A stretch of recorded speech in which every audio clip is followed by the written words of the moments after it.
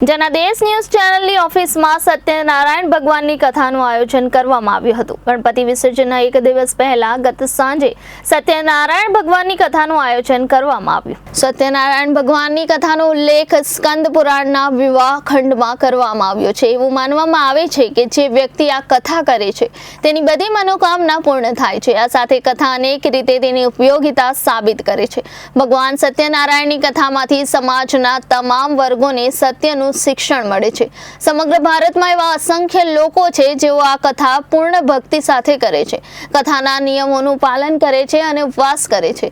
ગુરુવારે સત્યનારાયણ ભગવાનની વ્રત કથા કરી શકાય છે। એવું માનવામાં આવે છે કે ભગવાન સત્યનારાયણની કથા ભગવાન વિષ્ણુના સત્ય સ્વરૂપની કથા છે એવું માનવામાં આવે છે। આ વ્રત રાખવાથી જીવનના તમામ દુઃખ અને ગરીબીનો નાશ થાય છે અને જીવનમાં સુખ શાંતિ અને સમૃદ્ધિ આવે છે। આ કથાના બે મુખ્ય વિષયો છે, જેમાંથી એક છે સંકલ્પને ભૂલી જવો અને બીજો છે ભગવાન સત્યનારાયણના પ્રસાદનું અપમાન। સત્યનારાયણ વ્રત કથામાં જુદા જુદા અધ્યાયમાં નાની નાની વાર્તાઓ દ્વારા સત્યનું પાલન ન કરો તો કેવા પ્રકારની મુશ્કેલી આવે છે તે જણાવવામાં આવ્યું છે। ગઈકાલે જનાદેશ ન્યૂઝ ચેનલની ઓફિસમાં સત્યનારાયણ ભગવાનની કથાનું આયોજન કરવામાં આવ્યું હતું।